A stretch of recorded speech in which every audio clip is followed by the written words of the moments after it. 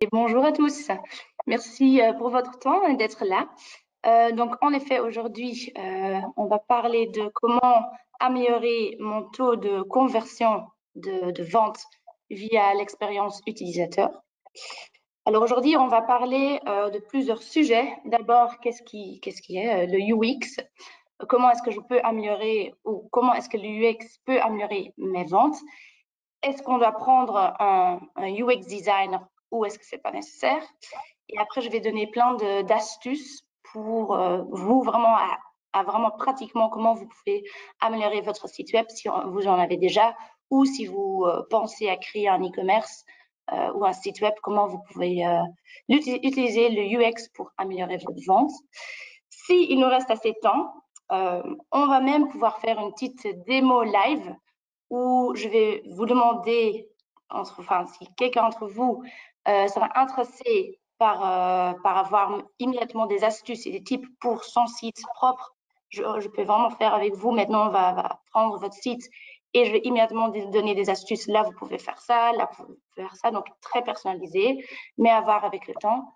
De toute façon, si on n'a pas le temps aujourd'hui, vous pouvez toujours me contacter après parce qu'en effet, je suis conseillère e-commerce et ça, c'est un des accompagnements que je fais avec les entrepreneurs. Donc, on peut toujours aussi faire face-to-face si on n'a pas assez de temps aujourd'hui. Et puis, il y aura une partie questions et réponses. Donc, qui suis-je? Moi, c'est June et donc je suis conseillère e-commerce chez Hub Brussels. Donc, qu'est-ce que je fais? J'aide tous les entrepreneurs bruxellois qui ont des questions par rapport à l'e-commerce. Donc, ça peut très bien être, vous n'avez peut-être pas encore lancé votre e-commerce, vous ne savez pas du tout par où commencer, bah, vous pouvez venir chez moi. On va vraiment regarder plutôt l'aspect stratégique. Est-ce que ça a du sens? Si oui, quelle plateforme à utiliser? Comment est-ce qu'on va démarrer nos ventes en ligne? Mais aussi, ça peut être plus avancé, comme par exemple, si vous avez déjà des projets en cours, vous avez déjà un site web, comment est-ce qu'on va améliorer nos ventes? Ça peut être comme aujourd'hui via l'UX, faire un audit vraiment de votre site et regarder, OK, comment est-ce qu'on peut améliorer chaque page afin d'avoir plus de ventes ou plus de consommateurs qui vont arriver sur votre site. Aussi que, OK, comment on va vraiment collectionner des datas, comment on peut vraiment améliorer aussi le flux, le flow derrière, logistiquement, comment on fait, quel partenaire à choisir, avec quel développeur travailler, si on veut travailler avec des développeurs. Donc, plein de questions. Toutes vos questions par rapport à l'e-commerce, vous pouvez les poser chez moi. Il y a mon adresse mail aussi que vous voyez sur le slide.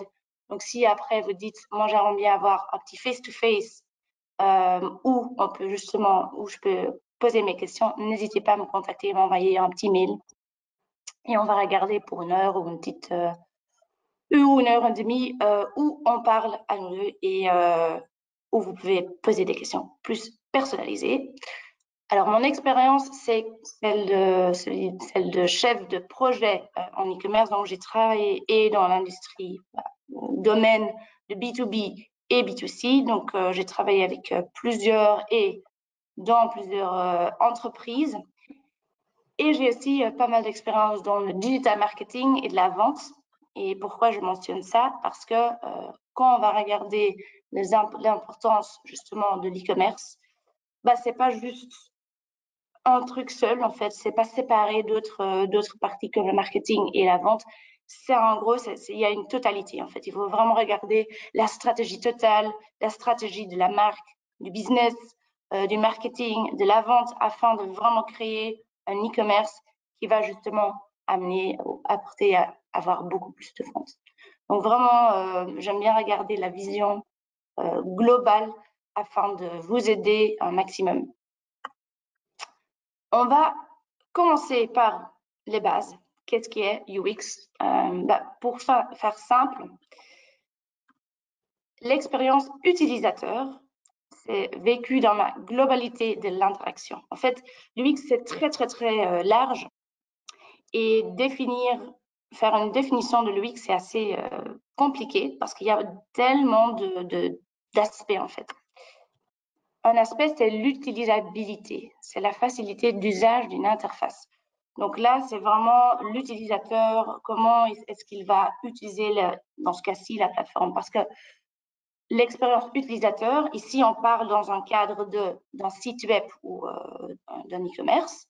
Mais en fait, le UX, ça peut très bien être, on peut aussi utiliser ce mot ou ce terme pour un produit.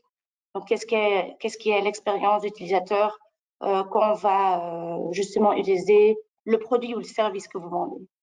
Mais si vraiment on va être focus le produit ici, ça sera le site web. Donc, ici, j'utilise le mot une interface parce que l'interface, ça sera votre shop en ligne. Et puis, c'est l'impact émotionnel ressenti par l'utilisateur. Donc, en fait, on va vraiment concentrer sur ces deux aspects. Donc, le design UX, parce que ça, c'est donc l'UX en large, mais il y a la partie qui s'appelle design UX. Et le design UX se concentre sur la conception de la meilleure expérience possible pour vos consommateurs lorsqu'ils utilisent votre produit, donc dans ce cas, le site web.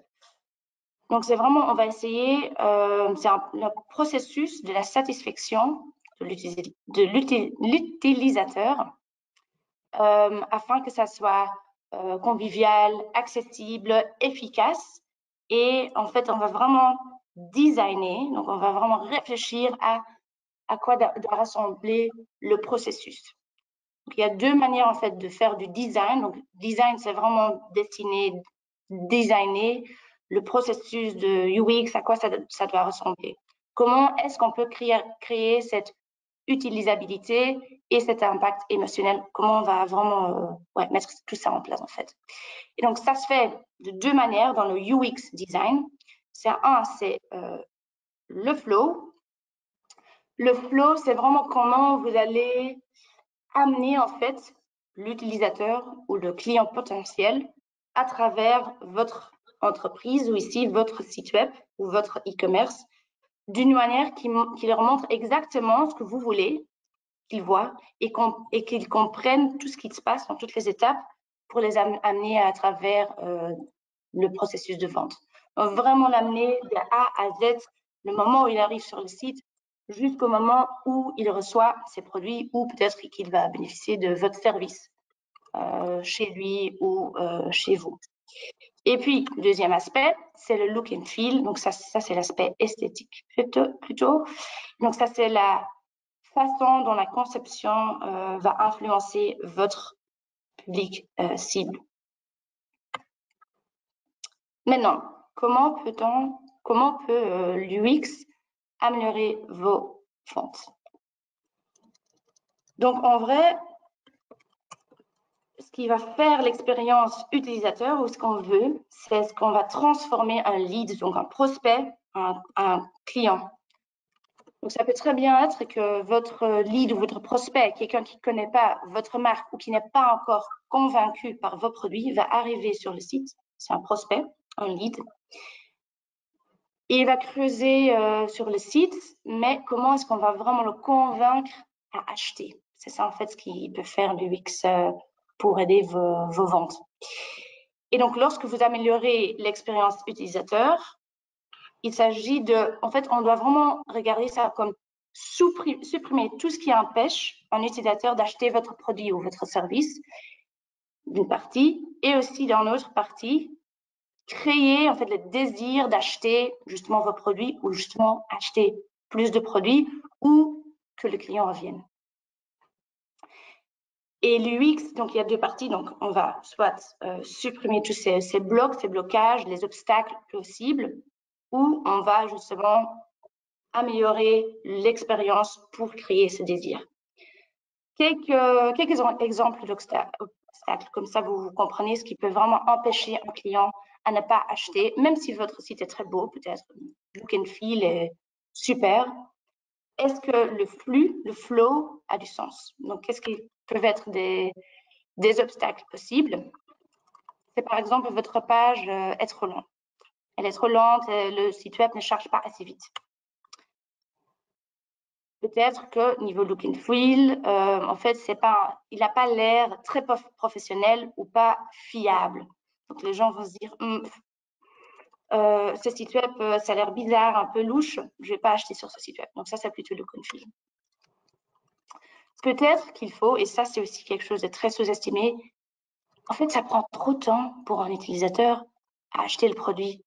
Il faut cliquer beaucoup trop de fois et très vite, en fait, on va perdre l'attention du client. Parce que maintenant, sur Internet, c'est très difficile, en fait, de garder l'attention en ligne de quelqu'un. Donc, s'il y a trop, on prend trop de temps vraiment à passer du produit jusqu'à l'achat, on doit vraiment éliminer plusieurs étapes. Peut-être qu'ils savent pas du tout, ne comprennent très bien votre offre. Donc, ça peut très bien faire que pour vous, c'est très clair. Ben voilà, on a notre offre et voilà, c'est clair. Mais est-ce que vous êtes déjà mise à la place du client parce que ça peut très bien être qu'ils ne comprennent pas ce que vous vendez. Peut-être qu'ils sont perdus, ils ne savent plus où ils se trouvent parce qu'ils sont arrivés sur une page. Et puis, oui, où était... En fait, non, je voulais encore regarder un autre produit. Donc, où je suis, oh, c'est trop compliqué, je vais quitter le site. Ça, c'est une possibilité. Peut-être qu'il est très, très intéressé par votre produit, mais il ne peut pas trouver assez d'informations sur le produit ou les services. Donc, quelqu'un qui n'a pas... En fait, on aime tous faire plutôt un choix informé. Et si on n'a pas la possibilité de faire un choix informé, on n'est plus censé à abandonner d'acheter le produit. Donc, voilà. Le processus de paiement, de checkout, c'est très important. Et je vous recommande vachement de regarder et de faire vraiment ce flow chez vous et vraiment voir combien d'étapes est-ce qu'il va passer, regarder d'autres sites, comment ils font. Parce que ça, là, c'est souvent l'étape où on perd beaucoup de clients qui sont, même s'ils sont intéressés par le produit, qui abandonnent le panier ou qui abandonnent acheter. Et en fait, donc, toutes ces raisons, il y en a encore beaucoup, beaucoup plus, peuvent empêcher les clients à acheter votre produit donc, ou service. Et donc, vous perdez en fait des ventes potentielles, ce qui est vachement dommage en fait. Hop. Et donc, la prochaine question. Le UX, ça peut apparaître très compliqué. Ça peut l'être. Il y en a qui en sont plus doués ou pas. Donc, la question, c'est est-ce que dois-je faire du design UX? C'est à moi de faire ou qui peut le faire ou est-ce que c'est obligatoire? Évidemment, rien n'est obligatoire. Si vous avez déjà un e-commerce ou un site web, c'est pas obligatoire, mais voilà, c'est un peu comme votre magasin si vous en avez. Si vous avez un magasin et les produits sont peut-être top, mais le magasin a l'air un peu louche ou n'est pas très beau, ou c'est très compliqué d'entrer dans le magasin, bah, vous n'allez pas avoir beaucoup de ventes non plus. Donc, c'est la même chose, évidemment, pour un site web ou pour un e-commerce. Et aussi, si vous n'améliorez pas votre UX, bah, ça peut très probablement, si votre concurrence se focus là-dessus, c'est très difficile, en fait, de s'assurer les ventes. Parce que si la concurrence, justement, met le paquet pour assurer que son UX est bien géré, bien fait, c'est très difficile de concurrer avec un site web qui n'est pas du tout user-friendly. Il y a beaucoup de choses que vous pouvez faire vous-même en fonction de votre propre niveau de compétence. Et aujourd'hui, je vais vous mettre un peu sur la bonne voie aussi. Après, je vais donc donner plusieurs astuces afin que vous pouvez déjà faire ou connaître au moins les bases ou qu'est-ce qui est très important à faire. Mais si tout cela vous semble très compliqué et vous dites pour moi, ça n'a pas beaucoup de sens, c'est du chinois pour moi de ce que je vous parle. Vous avez peut-être besoin de se faire aider par quelqu'un d'autre. Donc, quelqu'un qui a les compétences, qui s'appelle un UX designer. Et donc, c'est un spécialiste du UX qui possède un degré plus élevé, vraiment qui maîtrise en fait le domaine de l'UX et qui sait très bien, OK, si on a un site web, niveau flow, donc le flux, et niveau look and feel, qu'est-ce qu'on doit faire, comment est-ce qu'on doit passer de cette étape à cette étape, comment on doit mettre, où on doit mettre ce bouton-là et ce bouton-là, justement pour faire sorte qu'on a plus de ventes. Et donc, un UX designer, ça va un peu dépendre de votre cas peut-être, si vous avez déjà un e-commerce ou pas encore. Ça va dépendre de est-ce que vous avez déjà probablement ou pas encore un développeur avec qui vous travaillez, ou est-ce que vous avez plutôt une solution SaaS, Software as a Service. Je vais vite expliquer les deux. Donc, travailler avec un développeur, souvent, c'est plutôt, vous avez une plateforme open source. Donc, ceci veut dire, vous travaillez avec le développeur, donc vous pouvez vraiment développer, construire sur votre site tout ce que vous voulez. Et donc, c'est un peu comparé à acheter ou construire sa maison ou louer sa maison. Donc, avec un développeur, c'est en fait le constructeur qui va construire votre maison. Donc, il va mettre les murs, il va faire sorte que tout est bien construit. Si vous ne savez pas le faire vous-même, c'est le développeur qui connaît le codage, qui a le knowledge, qui va le faire pour vous. Mais comme quand vous allez construire une maison, en fait, le constructeur, il peut très bien vous donner des astuces à comment mettre vos murs, ou comment faire pour le sol ou pour le toit. Mais finalement, c'est pas lui, en fait, l'expert qui va vraiment dire, OK, comment dessiner la maison, à quoi elle doit ressembler. Non, c'est un architecte. Ici, c'est un peu pareil pour un UX designer. Donc, en fait, votre développeur, il peut vous donner des astuces, mais c'est très rare que ce développeur va vraiment aussi vous aider à améliorer votre site web niveau UX et donc vraiment avec cet aspect de comment on va améliorer les ventes parce que c'est ça ce qui va faire un UX designer, c'est vraiment tout faire, tout construire pour faire ça ce que vous avez plus de ventes. Donc ça c'est pour la partie si vous avez travaillé avec un développeur. Donc souvent si vous travaillez déjà avec un développeur, soit vous pouvez déjà faire des trucs ou donner plutôt des tâches aux développeurs disant OK, là on va plutôt faire comme ça. Et donc c'est à vous vraiment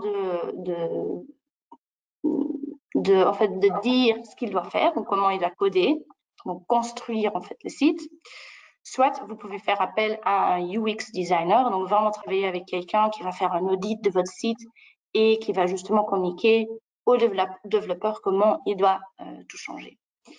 Donc, ça dépend vraiment un peu de vos compétences et de vos intérêts aussi. J'ai déjà vu des entrepreneurs le faire eux-mêmes avec le développeur. Donc, et aussi avec les astuces d'aujourd'hui, vous allez faire pas mal de trucs vous-même aussi. Et donc, l'autre partie dont je parlais, c'était SaaS. SaaS, c'est plutôt vous pouvez plutôt le voir comme louer sa maison. Donc, en vrai, il vous faut pas un développeur. Peut-être que si vous en avez cette solution pour le site web, vous travaillez peut-être avec une agence ou un freelance ou vous l'avez peut-être construit vous-même, votre e-commerce.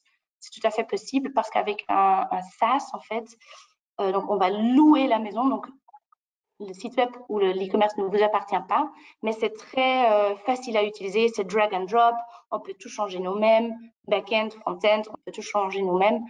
Donc, on a plus de liberté à tout changer nous-mêmes, on ne doit pas vraiment faire appel à un développeur de tout changer, mais par contre, on est plus limité dans les fonctionnalités, à quoi on veut que ressemble le site web, parce que justement, tout a déjà été codé par la plateforme SaaS. Donc, c'est par exemple, il y en a entre vous qui utilisent Shopify ou un Wix ou un Squarespace. Ça, ce sont des solutions SaaS. Et donc, dans ce cas-là, si vous travaillez peut-être déjà avec un freelance ou une agence qui a construit votre site, parce que même si vous pouvez très bien le faire vous-même, vous n'avez pas toujours le temps ou c'est pas vraiment votre point fort. Vous dites non, c'est pas du tout moi qui vais le faire. Peut-être donc vous travaillez avec un freelance ou une agence. En général, quand ils font des plateformes SaaS, ils ont déjà une bonne base de design UX. Donc, normalement, ils se connaissent déjà. Mais checkez bien, vérifiez si la personne avec qui vous travaillez, si vous ne le faites pas vous-même, est vraiment un expert UX, parce que sinon, c'est aussi une bonne idée de travailler avec un UX designer. Mais comme je dis, et surtout avec un SaaS, aujourd'hui, on va parcourir plein d'astuces. Et si vous voulez aussi un face-to-face, on peut vraiment regarder pour votre site, vraiment donner des tips et des avis personnalisés si vous prenez contact avec moi. Donc voilà, tout ça pour dire, est-ce qu'il faut un UX designer? Voilà, c'est question de est-ce que vous voulez investir du temps ou de l'argent dedans? C'est vraiment ça en fait. Et maintenant, nous sommes arrivés à la partie plus intéressante, à mon avis. Hein. Vraiment des astuces que vous pouvez appliquer sur votre site web pour améliorer vos ventes. On va commencer par les principes de base à connaître. Quand on va regarder notre site en fonction de l'UX, il faut toujours avoir 3 choses en tête. La première chose, en fait, c'est se faire inspirer. Et j'ai mis copycat, mais ce n'est pas nécessairement copycat. Mais si je peux vous donner une astuce, c'est vraiment faites-vous inspirer. En fait, dans l'e-commerce, il ne faut pas vraiment le voir, il faut vraiment pas le voir comme copier-coller, mais dans l'e-commerce, avec les sites web, il y a tellement d'entrepreneurs qui justement qui se font inspirer par d'autres e-commerce. Et pourquoi c'est une bonne chose? Bah, en fait, on a plein d'informations et vous aussi, j'imagine que si vous avez déjà fait du shopping online, vous avez déjà eu des expériences plus agréables que d'autres, des sites que vous avez bien aimés, où vous vous êtes dit, en fait, c'était pas le but d'acheter des produits sur ce site-là, mais finalement, j'ai fini par acheter plusieurs services ou produits. Ben ça, justement, allez voir sur ces sites, même si c'est pas du tout le même produit ou service que vous offrez, allez voir sur d'autres sites comment ils font et comment et en fait, ils vous emmènent vraiment du début jusqu'à la fin pour faire des ventes. Vraiment, faites-vous inspirer. C'est pas grave, justement, tout le monde le fait, en fait. Et donc, il faut vraiment pas le voir comme copycat, mais plutôt de l'inspiration. Alors, pensez comme votre mère. Ceci va peut-être vous sembler assez bizarre. Peut-être que votre mère n'est pas très digital native, mais elle a déjà visité des sites. Ben, l'idée, c'est vraiment de vous mettre à la place de votre mère. Et à chaque étape du processus, quand vous allez aller sur votre site propre, vraiment chaque étape se poser à la place de votre mère. Pourquoi? En fait, si elle ne comprend pas comment faire des achats sur votre site ou sur votre e-commerce, il y a forte chance que vos clients ne le comprennent pas non plus. En fait, vous connaissez vraiment votre e-commerce par cœur, mais les nouveaux clients ou les clients qui connaissent déjà votre business mais qui n'ont pas encore été sur votre site, ne connaissent pas. Donc, il est assez difficile, même si vous dites, bah, c'est super clair en fait sur mon site, faut jamais, jamais en fait se dire, bah, c'est clair, les gens vont comprendre. Non, il faut vraiment se mettre à la place des autres. Et donc, dans ce cas-là, j'ai pris la mère parce que elles ont peut-être moins l'habitude de faire des achats en ligne, ou dans votre cas peut-être pas, mais vraiment se mettre à la place d'une personne qui ne fait pas des achats en ligne tous les jours. Votre e-commerce ou votre site web doit être vraiment clair et simple. Et on va vraiment regarder plus tard, on va regarder comment on peut faire ça.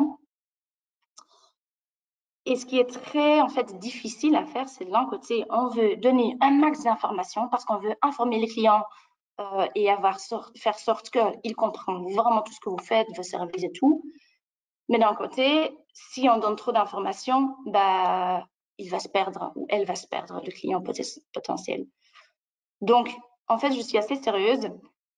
Si, quand vous allez faire justement le processus, vous regardez vraiment le flow de votre e-commerce, posez-vous à côté de votre mère ou votre père ou quelqu'un d'autre et demandez vraiment, OK, est-ce que ça a du sens? Où est-ce que ça vous bloque en fait de passer à la prochaine étape? Ou pourquoi maintenant vous n'avez pas fait des achats? Donc vraiment, vous allez être assez surpris ou étonné par le nombre de blocages ou le nombre d'obstacles qu'il y a pour justement faire des achats auxquels vous n'auriez pas du tout pensé. Les clients, c'est comme les enfants. Ils sont paresseux et impatients. Il faut toujours partir de cette optique-là. Pourquoi? En fait, maintenant, étant consommateur en ligne, on a l'habitude on est assez gâté, peut-on dire, par de super e-commerce, hein, surtout les e-commerce internationaux, de grands sites très connus. Et donc, on a tous l'habitude, voilà, on clique là, ça doit être, c'est clair et tout. Le paiement, il y a le retour, il y a la livraison qui est faite.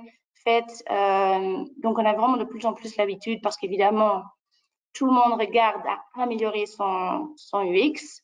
Bah, maintenant, on a vraiment l'impression que c'est la base, alors que non, ça prend beaucoup de temps, ça demande des investissements. Mais maintenant, aujourd'hui, les gens sont habitués à ça. Donc, il faut vraiment tenir en tête, en fait, que les clients sont de un paresseux et impatients. Pourquoi? On va regarder tout à l'heure pourquoi. Donc, mettez-vous à la place du client, surtout des nouveaux qui ne connaissent pas votre business. Quand je dis impatient, quand il y a trop de clics, vous les perdez. Quand il y a trop de texte à lire, vous les perdez. Quand c'est trop ennuyeux, vous les perdez. Quand le chargement du site est trop lent, vous les perdez. Donc ça, vraiment, tenir ça, tout ça en tête. Alors, les astuces. On va commencer maintenant par des astuces plus spécifiques. Toujours, comme je dis, tenant en tête les bases que je viens de vous expliquer. On commence par la première chose à faire. Même si vous avez déjà un e-commerce, faites-le. C'est vraiment de dessiner tout le processus UX de l'expérience de l'utilisateur. Et ce que vous pouvez faire, par exemple, c'est vraiment prendre une grande feuille ou un tableau blanc où vous dessinez l'ensemble des processus différents. Donc, vraiment parcourir tous les scénarios possibles dont vous allez emmener votre client potentiel. Donc, du moment où il arrive sur une page ou sur la page d'accueil ou peut-être une page de produit, donc la première page où il arrive, jusqu'au moment où il reçoit sa commande. Et je dis reçoit sa commande, donc pas le moment où il fait son achat, où il paye, non, le moment où il reçoit sa commande, où il va bénéficier, où il va faire le service, en fait, qu'il va bénéficier du service. Donc, vraiment, tout le moment, le tout début, il arrive sur le site jusqu'au moment où il va recevoir sa commande ou son service. Et en dessinant les différents scénarios, vous verrez rapidement où vous manquez des étapes importantes ou où vous pouvez les améliorer pour une expérience plus fluide. Donc vraiment, comment est-ce qu'on fait passer l'utilisateur de la page d'accueil à la page produit, jusqu'au panier, jusqu'au paiement, jusqu'à l'email de confirmation après, jusqu'à la livraison à la domicile ou si le consommateur, le client vient chercher le produit ou le service chez vous. Vraiment passer toutes ces étapes. Et il y a plusieurs scénarios. Hein. S'il clique sur ça, il va arriver où? S'il clique sur ce bouton-là, il va arriver où? Ah, mais il faut quand même ces informations avant de faire peut-être ce paiement ou de faire de vouloir acheter ce produit. Donc vraiment parcourir tous les scénarios possibles. Ça va prendre un peu de temps, mais ça va vraiment faire aussi si vous êtes travaillé avec un développeur. Si vous voulez bien communiquer avec un développeur, dessiner le processus, c'est critique. En fait, c'est ça qui va vraiment faire sorte que la communication entre vous et traduire les besoins que vous avez en codage, le développeur, en fait, va vous aimer si vous venez vraiment avec un flow comme ça et vous dessinez le flow comme ça. Prochaine astuce, c'est KISS. C'est Keep it simple, stupid. Donc, comme je dis avant, on doit vraiment partir de l'optique que les clients, c'est un enfant. Et donc, comment est-ce qu'on peut rendre le message aussi clair que possible? Ça, c'est super important. Parce que souvent, qu'est-ce qui se passe? On a un max d'informations qu'on veut donner aux clients. On veut parler de notre entreprise, de nos valeurs, le produit, expliquer bien. Peut-être que vous avez même un concept plutôt spécifique ou un peu plus complexe, par exemple un abonnement ou vous vendez des box, ou vous vendez un mix de plusieurs produits, donc pas juste un produit ou un service, puis commander et puis c'est envoyé où il peut venir chercher. Peut-être que vous avez beaucoup plus d'informations à donner. Et il faut vraiment trouver l'équilibre entre ne pas donner trop d'informations, mais que même pouvoir informer le client. Ici, je vais vous montrer un exemple de Cézanne, hein, une marque assez connue de sac à main. Ici, qu'est-ce qu'ils ont fait? Ils ont voulu donner beaucoup d'informations sur leur programme durable, donc de durabilité. Et vous allez voir, donc on se met à la place du client. Donc on arrive, ah oui, c'est super intéressant, ils ont un programme de durabilité, ça m'intéresse. Ah ok, il y a du texte, behind the label, ok, oui, ouais, je dis ça. Ah ok, très intéressant. Ah, il y a encore plus, ok. Ouais, ok. Beaucoup d'informations, c'est pas encore fini, il y a encore beaucoup d'informations. Donc vous voyez en fait que ils veulent mettre vraiment beaucoup d'informations en avant pour que les utilisateurs soient informés. Qu'est-ce qu'ils ont fait déjà? Donc de un, même si ça fait beaucoup d'informations, et en vrai je recommande, si vous pouvez mettre moins, mettez moins. Mais si vous dites non, vraiment ça c'est la clé en fait pour faire comprendre, surtout pour la page About Us ou pour expliquer ses valeurs. Qu'est-ce qu'ils ont fait? Ils ont vraiment bien fait de ne pas mettre juste un texte complet qui n'arrête pas, qui ne finit pas, mais vraiment de couper en plusieurs segments. Donc vraiment, il y a un segment ici, puis c'est coupé, et vraiment, ils utilisent beaucoup de titres. Donc un titre, deuxième titre, puis des bullet points, to the point. Donc vraiment, couper. Alors parce que sinon, si c'était un texte, et ça on va malheureusement souvent chez beaucoup de sites web qui commencent, c'est un texte. Et oui, mettre un texte, c'est très important, très intéressant pour le SEO, donc le référencement naturel qui va faire sorte que Google va reconnaître que vous avez beaucoup d'informations sur un certain sujet. Donc, du coup, il va vous mettre plus haut dans la liste des résultats, mais il va aussi vous pénaliser s'il y a trop de texte pas intéressant. Donc, vraiment essayer de réduire jusqu'à l'essentiel. Donc, voilà, ici, Cézanne, c'est si vous avez beaucoup d'informations que vous voulez fournir, c'est un bon exemple, même que ici, c'est déjà beaucoup d'informations. Et donc, comme j'ai dit, utiliser des bullet points. Ici, c'est encore un exemple d'un site qui voulait vraiment mettre beaucoup de texte en avant, qui avait beaucoup à communiquer. Qu'est-ce qu'ils ont fait? Ils ont utilisé ici, pas vraiment des bullet points, mais ils ont utilisé des petites icônes pour séparer tout le texte. Après, qu'est-ce qui marche vraiment bien? Est-ce que je vous recommande vachement faire? Comme j'ai dit, donc les gens ou les consommateurs sont assez paresseux, c'est d'utiliser des visuels. Un site, comme je dis, il faut se faire inspirer, qui fait ça super bien, c'est Hello Bank.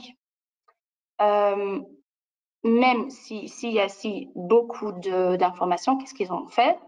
Là, ils ont mis par exemple des visuels, hein, des petits icônes qui montrent ce que c'est, comme ça on ne doit pas trop lire et mettre trop de texte.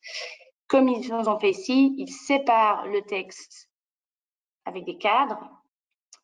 Ici pareil, hein, juste une intro en fait. Ça, vous pouvez très bien faire aussi, peut-être juste mettre une intro et puis vous redirigez la personne ou l'utilisateur à la page où il peut retrouver plus d'infos. Mais surtout, ne pas polluer votre page d'accueil. La page d'accueil ou la page produit, ce sont vos pages plus importantes. Donc, ne pas polluer avec du texte. Plutôt faire un peu donner l'envie à l'utilisateur d'aller lire plus. sur une autre page. Voilà, ici, comme vous voyez, c'est séparé, beaucoup d'informations quand même, mais ils ont quand même bien géré à ne pas mettre trop. Donc, il y a du texte, mais pas trop. Voilà.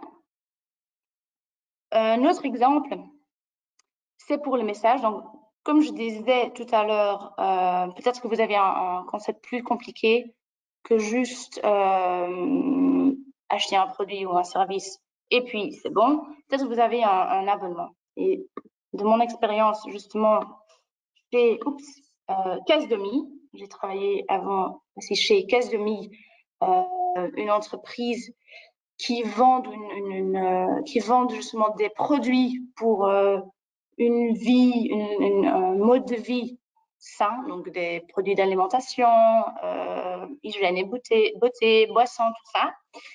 Bah, ils vendent donc des produits beaucoup bio et des produits qui sont en général assez chers, mais à la fois, donc on peut juste acheter ces produits chez eux comme ça, mais avec l'adhésion, avec l'abonnement, vous avez droit, en fait, vous avez des réductions. Et donc, ça sera jusqu'à 50% moins cher quand vous prenez l'abonnement. Qu'est-ce qui était le gros challenge pour le user experience? C'était vraiment d'expliquer très bien qu'est-ce qui est la différence entre juste acheter des produits et l'abonnement. Parce que comme ça, en fait, maintenant, je peux vous tout expliquer, mais sur un site, c'est super difficile de faire sans mettre trop de texte. Et donc, eux, par exemple, ils ont vraiment mis toute une page avec plein d'explications. Et ce qui marche vraiment bien, ce qu'on a vu, qui a vraiment bien travaillé parce qu'on avait plein de demandes pour le service client en fait, parce que les gens ne comprenaient pas la différence entre juste acheter des produits ou l'abonnement. Là, ici, il y a même le service client, un pop-up, et là, ils mettent carrément une question sur l'adhésion parce que c'est une des questions plus posées. On a vraiment remarqué que expliquer avec des petits visuels en étapes, ça change énormément et ça, grâce à ça, on a eu beaucoup moins de demandes et les gens ont mieux compris. Donc, du coup, ce qui améliore la vente parce qu'il y a plus de gens qui vont comprendre, qui vont être intéressés et du coup, qui vont acheter les produits. Voilà, utiliser des images. En anglais, on dit content is king. Le contenu, c'est le roi. De plus en plus, en ces temps digitaux, les visuels, les images, les vidéos deviennent de plus en plus importants. Vous l'avez probablement déjà remarqué sur les réseaux sociaux. Les vidéos, les images, en fait, on lit pas vraiment, plus vraiment des textes même. Donc, on est de plus en plus surtout les plus jeunes générations, ont de plus en plus l'habitude de ne pas lire tout un texte, mais juste de voir un visuel, une image ou une photo. Et puis, en fait, ils basent leur première décision dans la tête, c'est basé sur le visuel.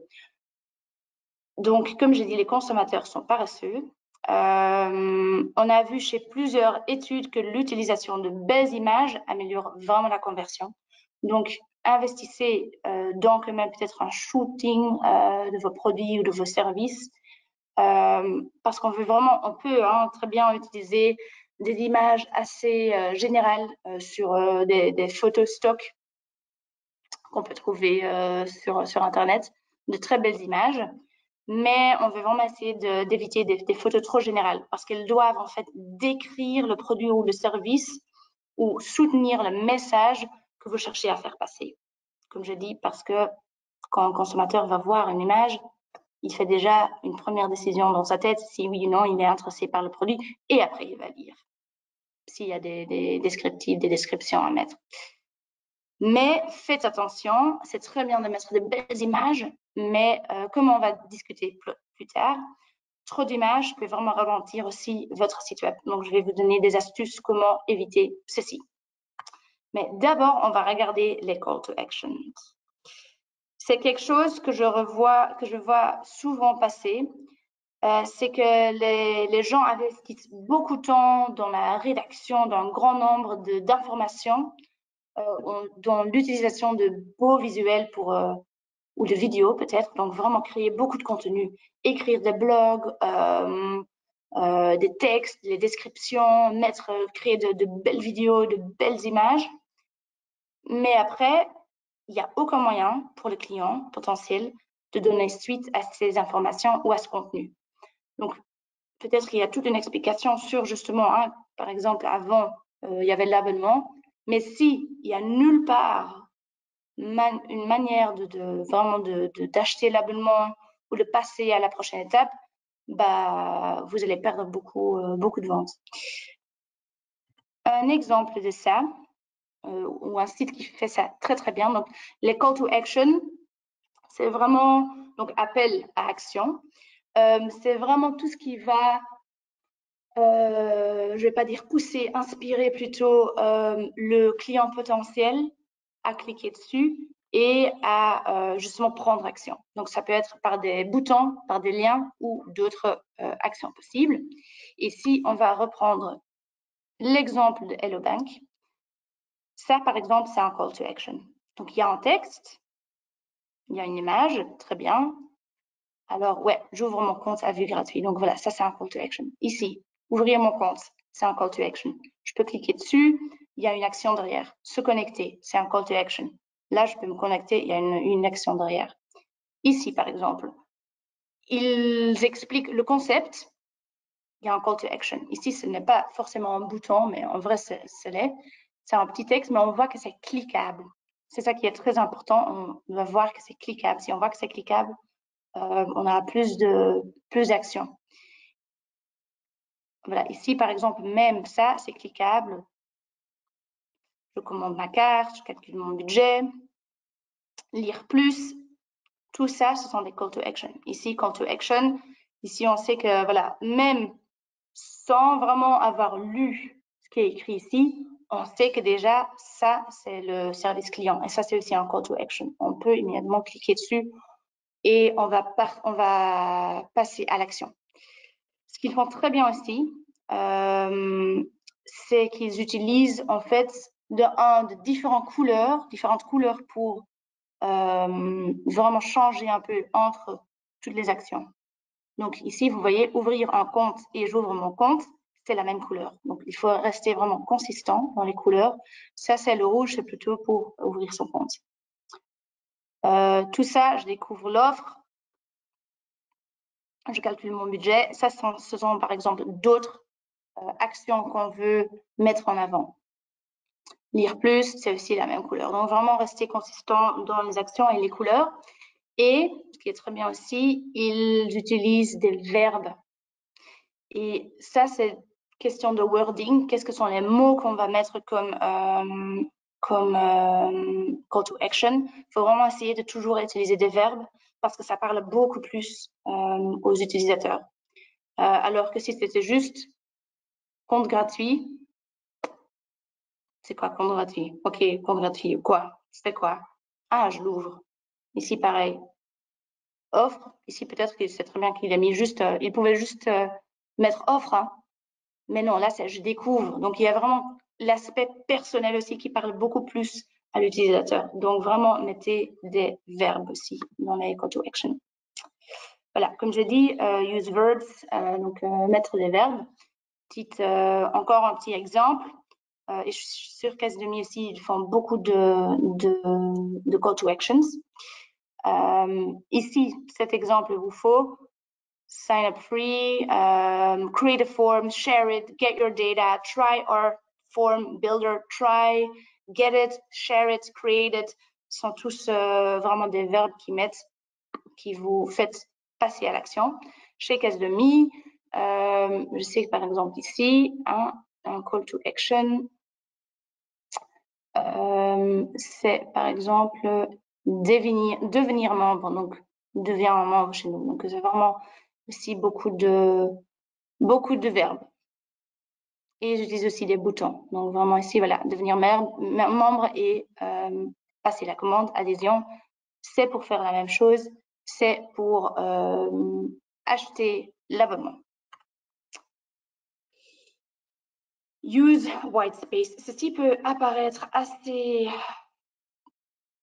normal, mais c'est vraiment pour dire n'en faites pas trop.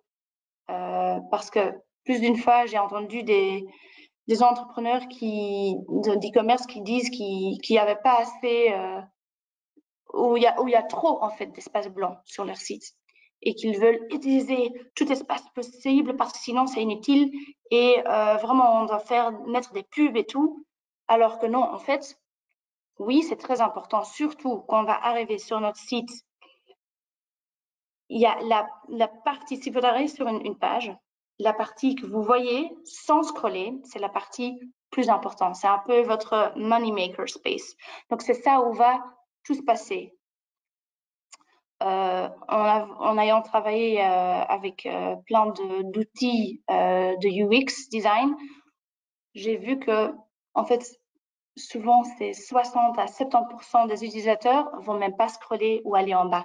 Tout en bas de la page, il y a même très peu de gens qui vont vraiment scroller jusqu'à la fin et même qui vont cliquer sur des trucs à la fin. Donc vraiment, le début, c'est le plus important. Donc on veut mettre évidemment un max d'informations, on veut convaincre l'utilisateur, mais on ne doit pas en faire trop. Ici, deux exemples de sites qui font ça très bien.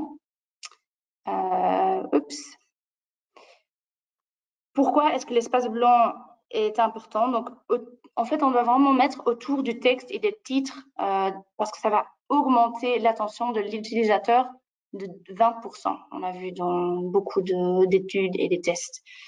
Ça peut aussi donner à votre site web une impression d'ouverture, de fraîcheur, de modernité surtout. Voilà, et surtout, tout sur ce que vous voulez communiquer, c'est très bien de laisser un peu d'espace. Comme vous voyez ici, hein, il y a beaucoup d'informations quand même, mais il y a beaucoup d'espace blanc. Donc, il y a vraiment, c'est trouver l'équilibre entre laisser la place.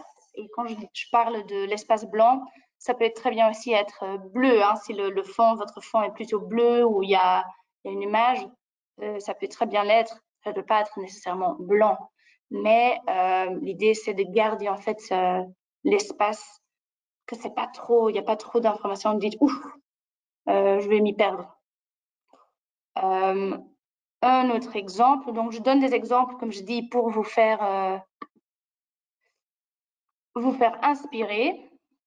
Et vous allez recevoir, si vous êtes intéressé, cette présentation aussi après. Donc, comme ça, vous pouvez aussi recliquer sur le lien et vous pourrez retrouver tous ces exemples que je donne là maintenant. Comme on voit, comme la dernière fois, en fait, cet espace, tout cet espace, c'est votre money making area. Et donc ici, on veut vraiment mettre, enfin, il y a surtout deux choses importantes. De un, c'est donner un max d'informations et de faire en fait comprendre aux clients ce que vous faites comme business avec très peu d'informations et très peu de texte. Ici, donc, voilà, Calendly, on va aussi, évidemment, on a des headers, donc on peut voir qu'est-ce qui est possible sur le site où on peut creuser. Ici, il utilise une petite vidéo visuelle qui explique déjà qu'est-ce qui est le concept. Et ici, on va mettre un texte. Souvent, on fait comme ça. En fait, ici, il y a le header avec tous les onglets. Une petite vidéo ou un visuel. Pas encore mettre les produits en avant, mais vraiment juste un aperçu global sur ce que vous faites. Les produits, en fait, c'est un peu pour faire comprendre aux gens qu'est-ce que vous vendez, votre concept, et avec un petit texte qui explique brièvement ce que vous faites. Voilà, break up elements into separate parts. C'est un peu juste ceci pour vous dire, j'en ai déjà parlé avec Hello Bank, j'ai déjà montré l'exemple. S'il y en a beaucoup d'informations qu'on veut diffuser, on doit vraiment ici, comme vous voyez, en fait, qu'est-ce qu'ils ont fait? Ils ont coupé en plusieurs parties. Au lieu de mettre un texte comme ça, genre free course, blah, blah, blah, this amazing course, et genre juste un titre, deuxième titre, encore des textes, et puis un bouton. Non, il y a vraiment différentes couleurs, il y a différentes typos même que vous pouvez utiliser pour vraiment séparer. Parce que sinon, si ça fait juste une partie homogène, on va, comme j'ai dit, on va perdre l'attention des clients. Juste encore vite pour vous montrer. comme j'ai dit, voilà, ça c'était vraiment genre séparé. Donc pas seulement mettre un cadre, mais ici aussi un titre, deuxième titre, autre typographie. Ici pareil, un visuel, un titre, des bullet points, autre typo, enfin autre couleur, pour vraiment séparer tous les éléments. Optimiser la vitesse de votre site web. Donc, l'une des expériences les plus frustrantes pour les utilisateurs d'un site, c'est vraiment d'attendre le chargement d'une page pendant trop longtemps. Surtout maintenant avec... ouf. Vous devez m'excuser, j'ai un peu... là, j'avoue, je pense que c'est la chaleur, mais j'ai un coup de... Là, ouf. Je pense que ça va pas là. Ouf. J'ai un peu peur de... Tu peux peut-être prendre un verre d'eau, faire une mini pause. Ouais, je vais prendre un verre d'eau parce que j'ai un coup de chaleur comme ça et j'ai du mal, j'arrive plus à me concentrer. Voilà. Je suis debout aussi. Peut-être que c'est mieux que je me pose 5 minutes. Ouf. Oh là là. Ça m'arrive pas souvent ça.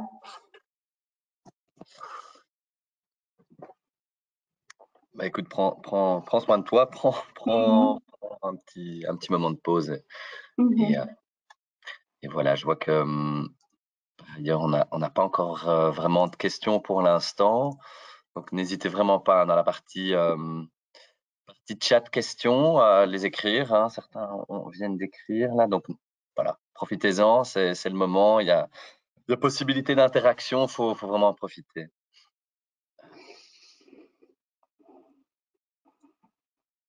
Ouf. Je vais juste prendre 2 minutes et puis Ouais. je vais me poser. 2 minutes de poser et puis ça va aller mieux. Avec cette chaleur, ouf, et je vais pas encore manger aujourd'hui, donc c'est pas une bonne chose. Bah, n'hésite pas à aller te prendre un petit casse-croûte, mais c'est vrai que c'est une journée un peu éprouvante avec la chaleur là.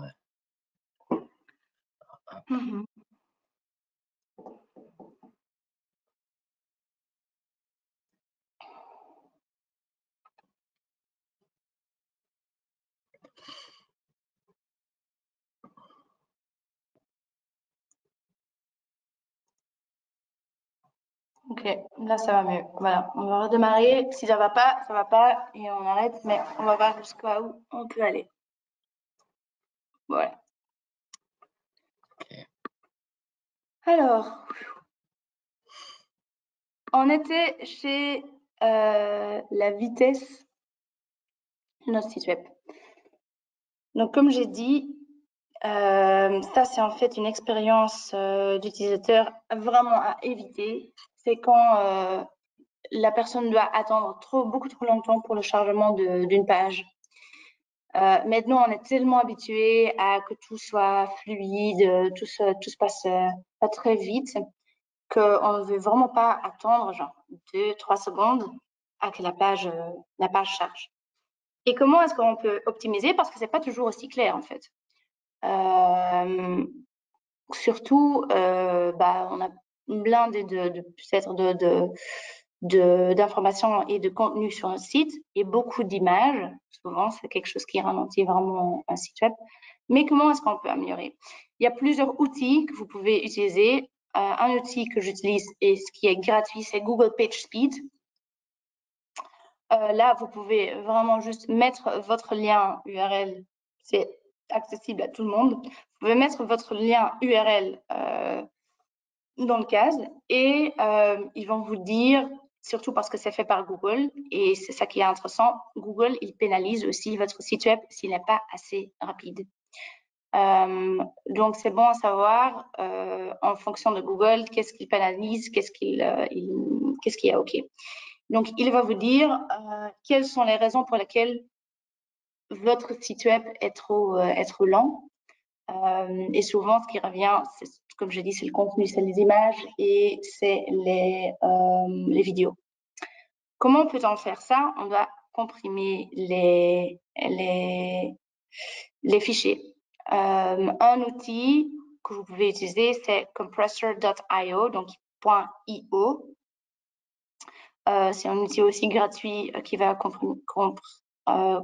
une compression en fait de vos fichiers, et ça va aller vous permettre de quand même garder la qualité des visuels et à la fois aussi faire sorte que le page ne sera pas trop ralenti. Think with Google, c'est un autre outil de Google. Là, c'est plutôt parce que donc Google Speed Page Insight, il va vous dire combien de temps il faut pour votre site web pour charger, et sur le desktop, donc sur l'ordinateur, et sur le mobile, donc sur sa tablette ou sur son téléphone. Think with Google, il va vraiment vous dire, OK, sur 3G, parce que 3G, c'est aussi différent, ça charge différemment que sur du Wi-Fi. Combien de temps ça va prendre, surtout sur le mobile. Parce que de plus en plus, le mobile, c'est super important. Surtout avec les plus jeunes générations, on voit que même la plupart des ventes sont faites sur le mobile, donc sur son téléphone. Ce qui nous ramène au prochain sujet, c'est Mobile Responsive. Et donc, Mobile Responsive, ça veut dire que, justement, peut-être que vous avez déjà créé votre e-commerce de votre site, qui a l'air très, très bien ou très, super beau sur un desktop, mais il faut vraiment toujours tester aussi à quoi ça ressemble sur le mobile. Si tout est cliquable, est-ce que c'est bien positionné? C'est super important parce que, comme je viens de dire, avec une nouvelle génération, de plus en plus aussi, nous aussi, je pense, enfin, toutes les générations qui vont aller consulter des sites plus sur leur mobile. Ce que je vois souvent, c'est que le site est très bien sur l'ordinateur, mais pas du tout sur le mobile, parce qu'ils n'ont pas fait des tests où ils sont dit, voilà, le travail a été fait avec le développeur, alors que non. En fait, développer un site sur desktop et développer la version mobile responsive, c'est autre chose. C'est une deuxième version, une deuxième page que le développeur doit construire. Donc, c'est pas juste copier-coller, c'est vraiment copier le contenu et retravailler le positionnement et tout de son site.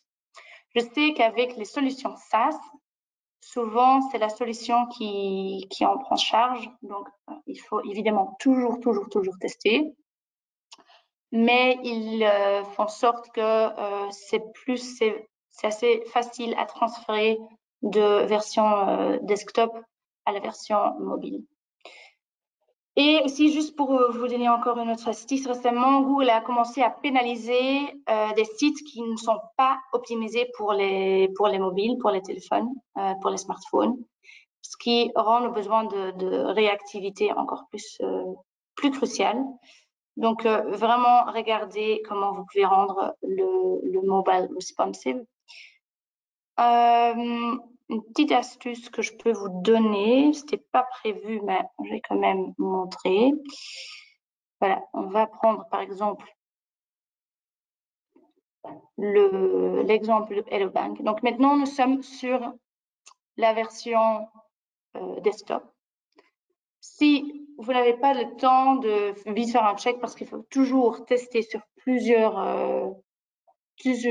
plateformes avec plusieurs téléphones. Mais si déjà vous faites, en fait, la différence, vous allez voir maintenant la différence entre version desktop et mobile responsive.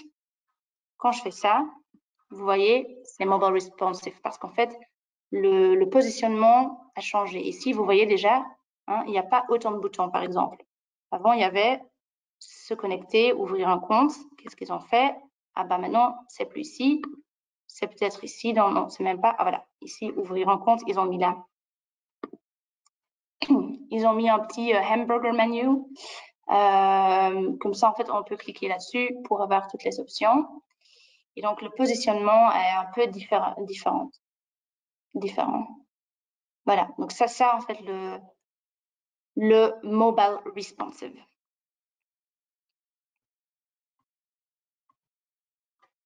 Après, je l'ai déjà dit, test. Vraiment, tester, ça c'est une astuce, c'est tester un max possible. Tester sur tous les browsers possibles, sur Google Chrome, sur Safari, sur Firefox, sur Edge, Microsoft Edge, vraiment tous les browsers, mais aussi sur tous les téléphones possibles. Donc, si avec tous vos amis et toute votre famille, demandez d'aller sur votre site sur leur mobile. Un Android ou un iPhone, c'est complètement, c'est une autre façon même de développer le mobile.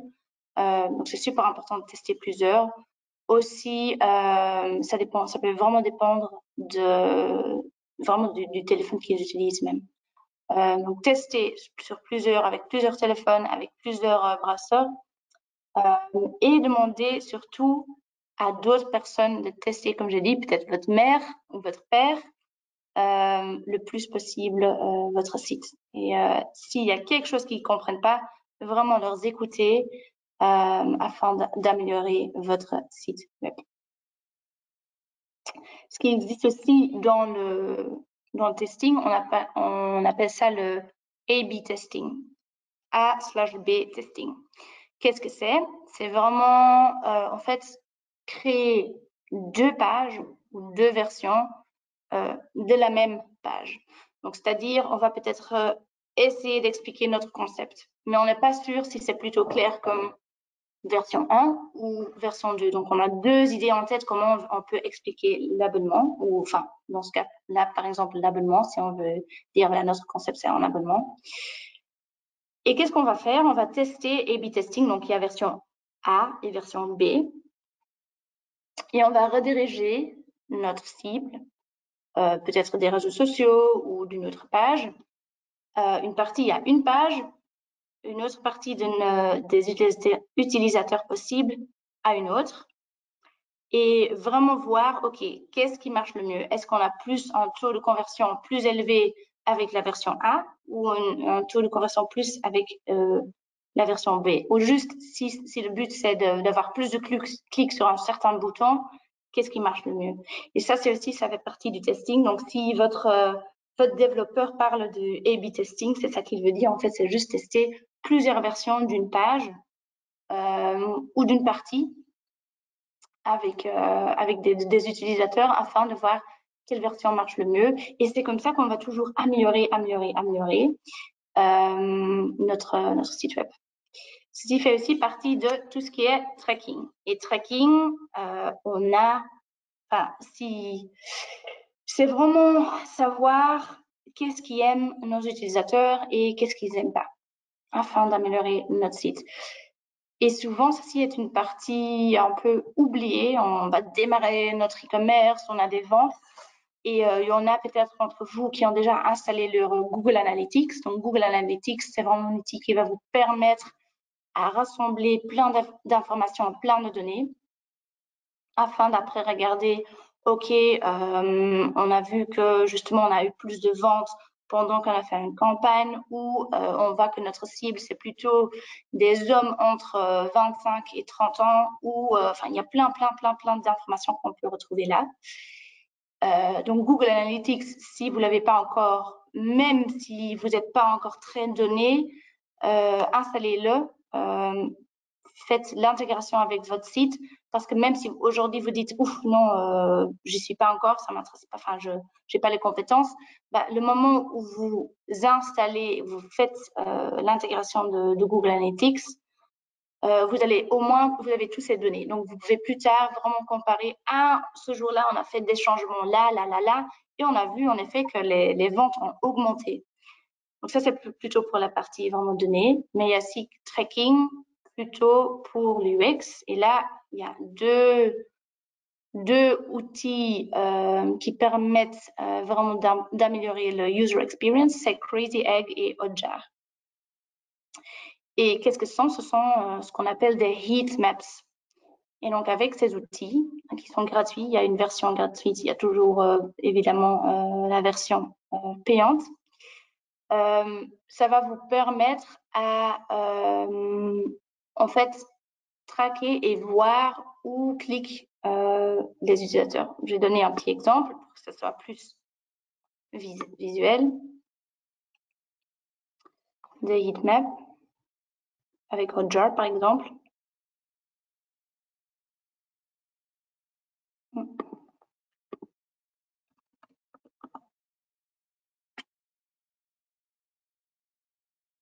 On n'a pas trouvé Donc ça, c'est un exemple à quoi ressemble le back-end, le back-office de Hotjar. Donc c'est un plugin, une installation, une intégration qu'on peut faire à notre site web. Et là, par exemple, si ceci est votre site, on peut regarder des pages spécifiques. On peut carrément regarder où cliquent les gens, donc où cliquent les utilisateurs. Là, par exemple, hot, ça veut dire qu'il y a beaucoup de gens qui ont cliqué. Cold, ça veut dire que les gens ne sont pas forcément intéressés.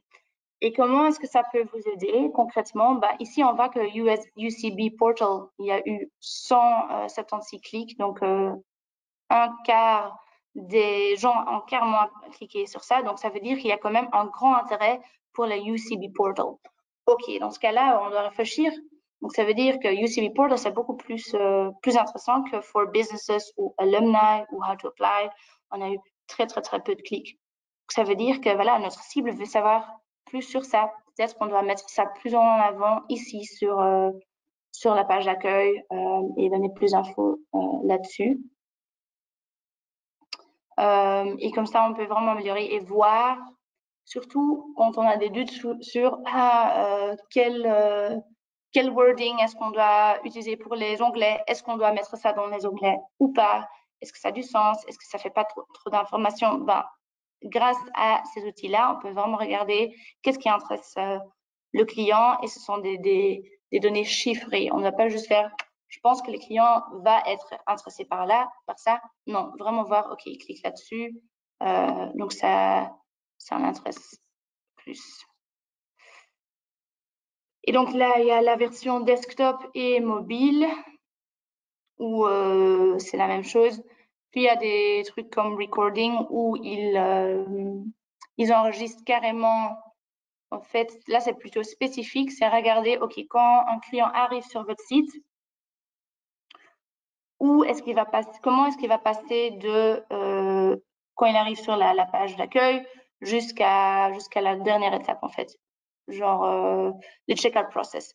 Ils filment carrément, je vois que ça s'affiche pas, mais en fait ils vont filmer, c'est un screenshot en vidéo où il clique, où il va pour arriver à la fin et comme ça on peut vraiment comprendre, ok, il va aller de cette page à cette page-là, cette page à cette page-là.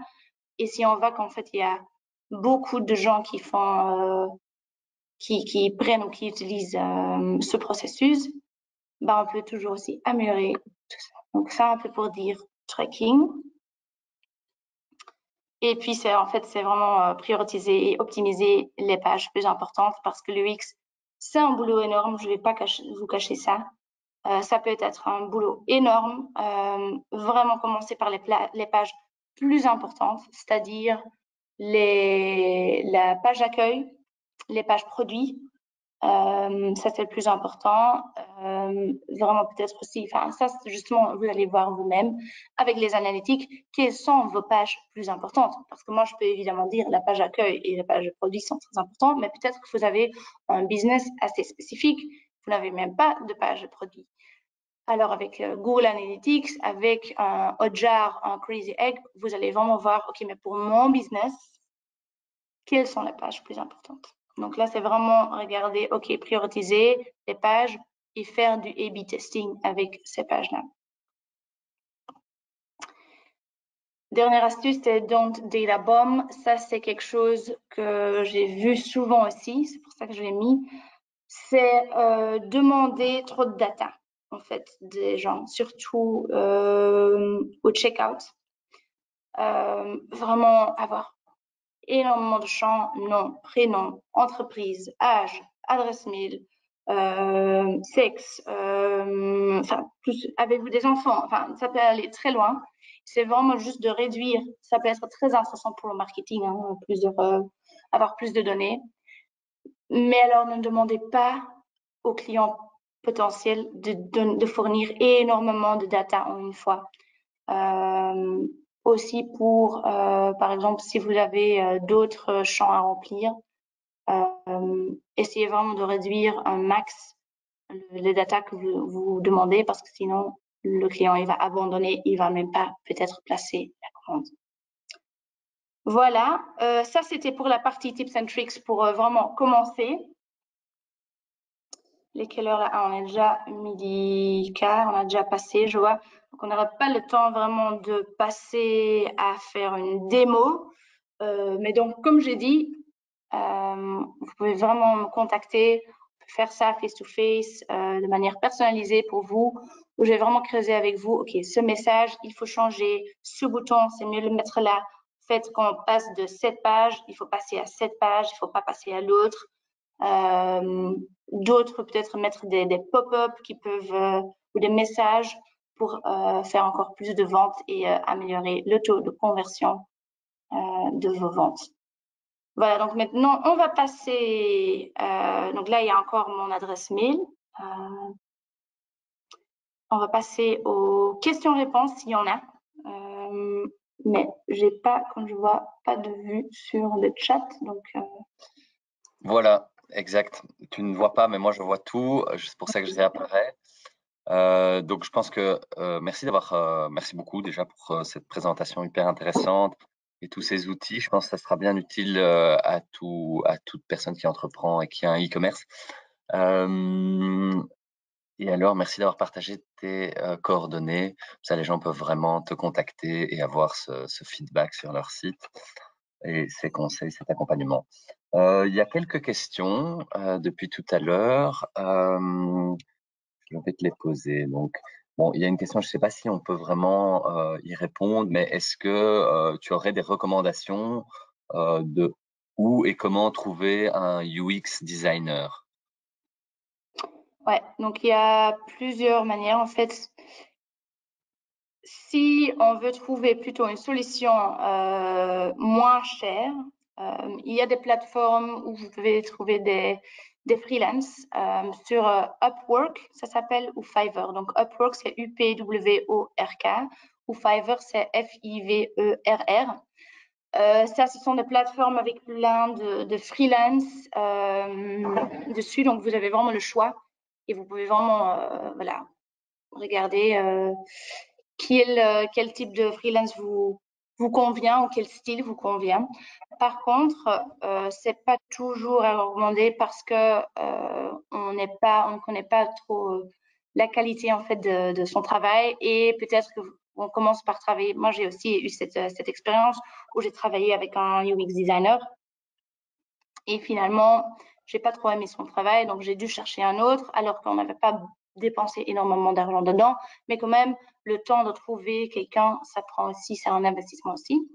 Sinon, il y a plusieurs agences ici ou freelance ici à Bruxelles et je peux, nous, vu que chez Hub, on peut pas juste dire voilà, cette personne-là ou cette personne-là, je peux vous mettre en contact ou je peux vous donner une liste même de plusieurs agences ou freelance ici à Bruxelles. Ça va coûter un peu plus cher que juste les trouver sur Fiverr ou Upwork en général, parce que Fiverr et Upwork, c'est vraiment des UX designers de partout dans le monde. Et souvent, je dois avouer qu'ici en Europe, les freelances européens sont un peu plus chers qu'ailleurs dans d'autres parties du monde. Mais ça, c'est question de voilà, communication de temps en temps. Mais donc, je peux vous fournir une liste si ça vous intéresse. Donc, si ça vous intéresse, donc n'hésitez pas à m'envoyer un mail. Super, merci pour ça. Est-ce que une question ici de Thomas qui se demande sur un site comme par exemple WordPress, est-ce que la plupart des aspects UX sont pris en compte avec l'utilisation des templates? Ouais. Donc, avec les templates, c'est très large en fait. Donc, WordPress, c'est un open source. Il y en a où c'est pris en compte. Souvent, c'est le cas parce qu'il y a les principes de base qui sont pris en compte. On a fait la structure souvent, comment genre mettre un visuel là plutôt du texte là. Donc oui, mais en fait, dès qu'on va faire des adaptations, on peut vite, on est vite dans le changement de la structure parce qu'on veut quand même l'adapter à nos besoins. En général, les bases, oui, ça reste basique, mais ça l'est, ouais. Les templates sont faits basés quand même sur une optique de le rendre plus UX friendly. Ok. Comme tous les templates, hein, même sur Shopify, sur Wix et d'autres open source.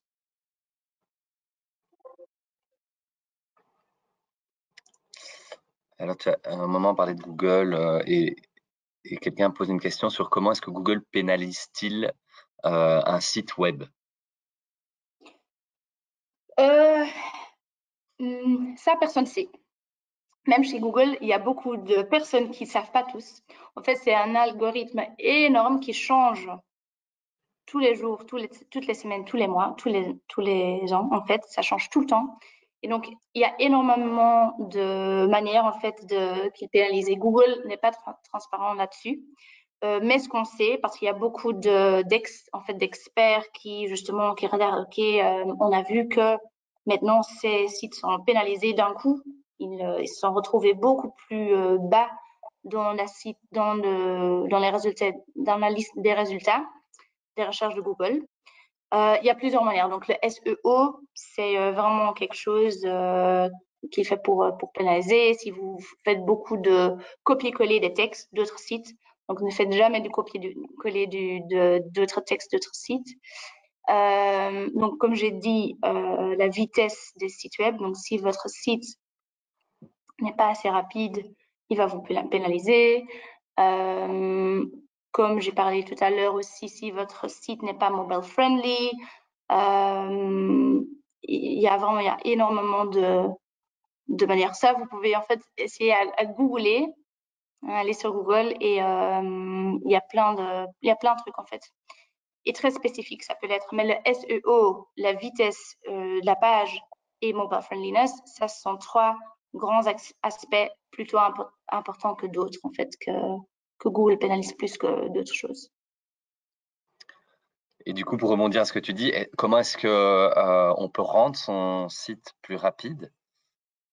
Donc, rendre son site plus rapide, comme j'ai dit, il y a donc les deux outils que j'ai mis là, Think with Google et Page Speed Insights.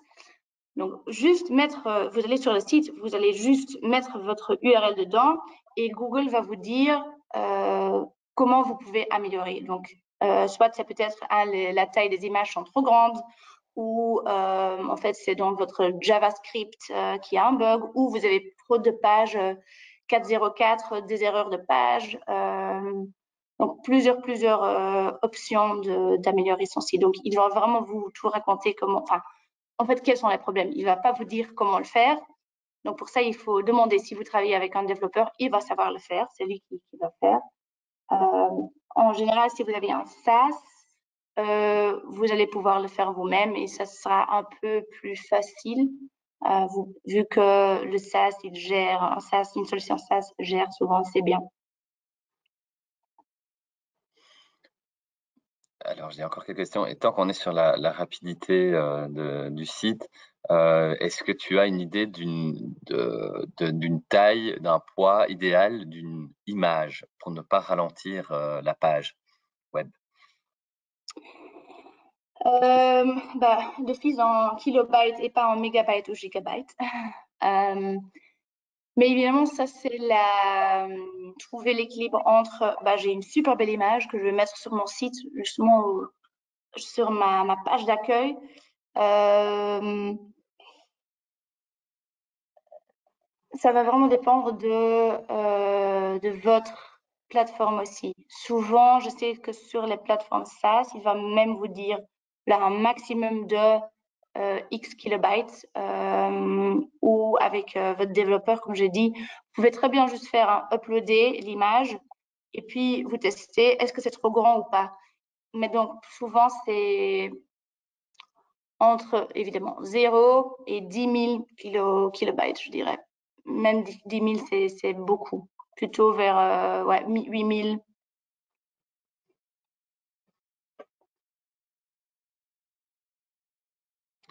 Ok, merci June. J'ai une dernière question ici sur quelqu'un qui voudrait savoir finalement où se stocke son site d'e-commerce. C'est dans quel serveur? Je ne sais pas si on sait répondre à ça quand on utilise les solutions dont tu as parlé, où se stocke finalement le site. En fait, donc ça va complètement dépendre aussi de si vous travaillez avec un développeur ou si vous avez une solution SaaS. Donc, pour une solution SaaS, c'est la solution en fait qui va gérer votre hosting, le stockage des serveurs et tout. Si vous travaillez avec un développeur, donc vous travaillez avec une solution open source, c'est à vous de faire le hosting et de stocker en fait sur vos serveurs vous-même. Comme ça, il y a plusieurs plateformes hein, que vous pouvez utiliser. Mais comme ça, le plus facile, comme avec les freelances, je peux vous donner plusieurs idées. Mais c'est vraiment à discuter si c'est avec un développeur, regarder avec le développeur ce qu'il a utilisé avant comme stockage de serveur. Il va plutôt parce que ça va aussi un peu dépendre de votre plateforme, le coding. Euh, donc, qui a l'habitude d'utiliser comme serveur. Ok, super. Bon, bah écoute, merci. Écoute, les autres messages sont des merci et des compliments. Donc, merci beaucoup, June, pour cette présentation bien riche.